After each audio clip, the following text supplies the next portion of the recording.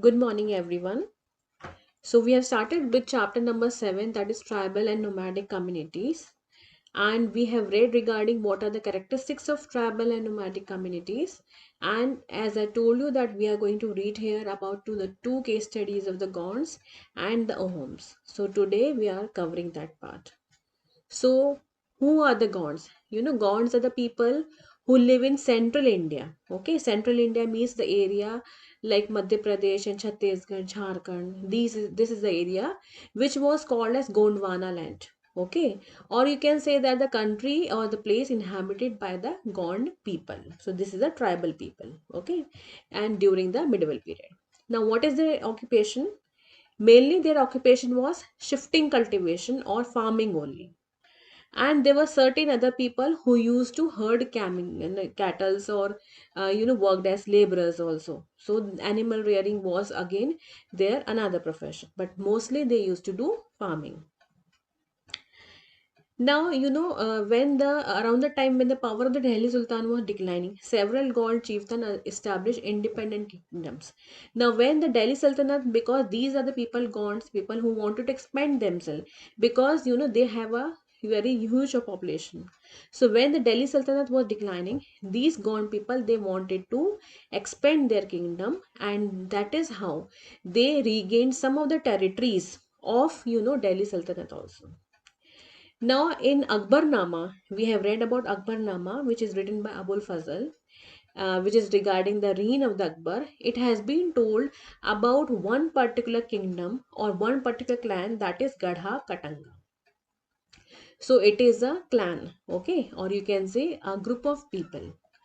Now, regarding Gadha Katanga, it was a very huge empire and it comprised around 70,000 villages.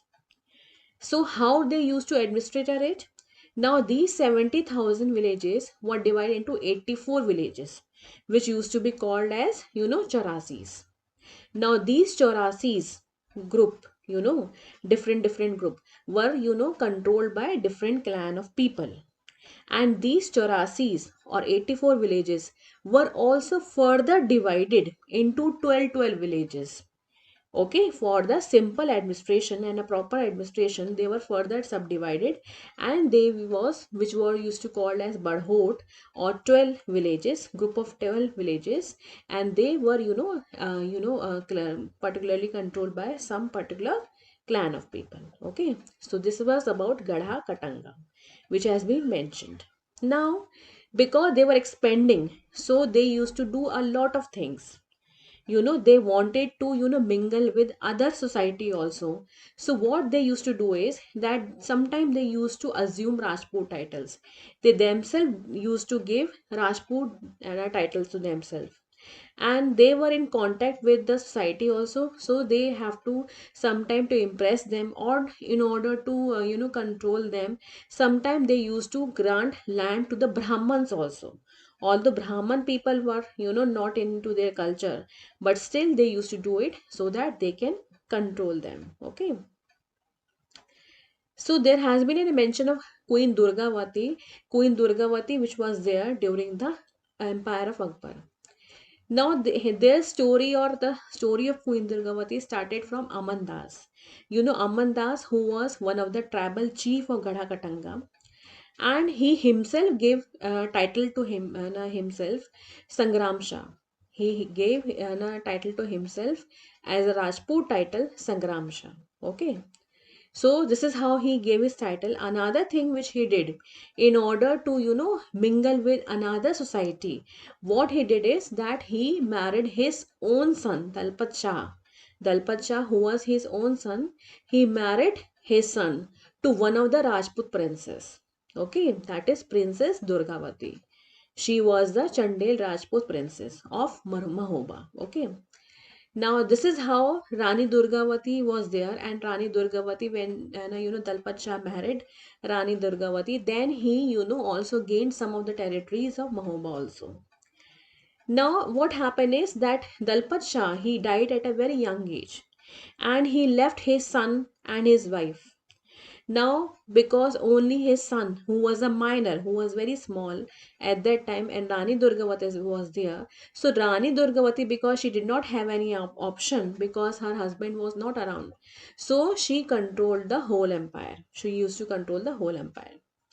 Now it was a problem for Akbar, because Akbar wanted to, control this kingdom, because it was a very huge kingdom. So what he did is that he acted under his governorship. One of his governor was Afzal Khan. He ordered Afzal Khan to, gonna conquer Gadha and defeat the Rani Durgavati. And that is how they had a fight, a huge fight. That is called as Battle of Saraighat also. Okay, and what happened is that, obviously, because because Akbar's army was very strong, so they defeated, Queen Durgavati and his son. Both were killed also. But after, what happened is that Akbar gave a little bit of land to the Gond people. Okay, so this is the story about the Gond people or Gond tribe who used to reside into the central India. Another case study is about Assam, Ahoms from Assam. Okay. Now, these people, Ahom people, they actually belong to Myanmar. So they hailed from Myanmar, crossed Patkai Hills, which is in southeast, northeast India, and they entered into the, India. And they actually settled down around Brahmaputra Valley or Assam. Okay. So they came to India, and they actually befriended the local tribes over there, and they defeated the landlord. Over there in Assam, the landlord used to called as Bhuiyas. So they defeated the Bhuiyas, and they, established their own kingdom over there. Okay, they established their kingdom. These people were very advanced. They had a lot of, immense riches and everything. Now they did not even settle, but they also expanded themselves. In order to expand themselves, they controlled or they annexed the neighboring kingdom of Shutias and Koch Hajo also. So this is how they were expanding their territories all along the Brahmaputra Valley.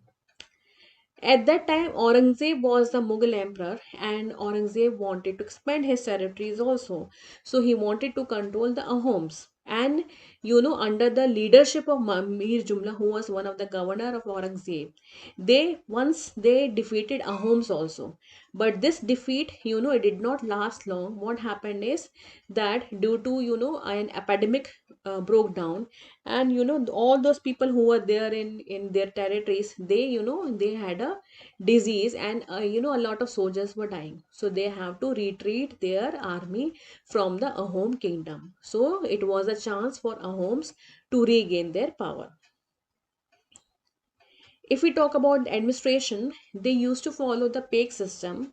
What is pake system is that every male member of the village has to give his services to the emperor. Okay, every male member who is in the bracket of 15 to 50 years has to give his services to the empire, and in lieu of the services, they will be given a land of 2 acres to do the farming.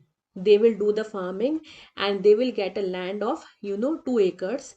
And what will happen is that they will work for the they will work for the empire freely, and they will get a land. Okay, so this is how they used to do. But this property which has been given by the emperor, it is neither transferable or nor hereditary. Okay, so this was about the administration. When it comes to society, then a home society was divided into different clans, and the clans in their language were called as khel. And this khel or clan used to control various villages also, like we have read in Gaunt system. And village administration was very important. Even the emperor or even the king cannot interfere into their working. Regarding religion is that their religion was becoming a mix of lot of cultures, lot of religion every day. They were worshipping their own tribal gods also, and they were following or worshipping other Hindu god also. So they were accepting the Hindu religion also. So this is how their culture or their religion was a mix of Hinduism and their own tribal culture also. And this is how they used to give, various treats to Brahmans also. They used to give land and money to the Brahmans.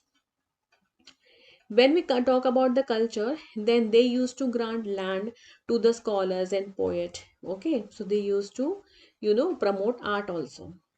And everything, a lot of Sanskrit books were there which has been translated into their language also, and there have been certain writings about them that is called as Puranjas. The last topic of the chapter is caste versus tribe. So in caste versus tribe, we can see is that there were certain caste people, the normal leading life people who have actually were in contact with the tribal people. For example, we can see that the Rajput prince, he or Rajput kingdom of Mahoba, he actually married his own daughter to the Dalpacha. So this was how they were having relationship with both of them. Tribal people were also mingling with them. Okay, people were accepting the culture and the religion of Hinduism also.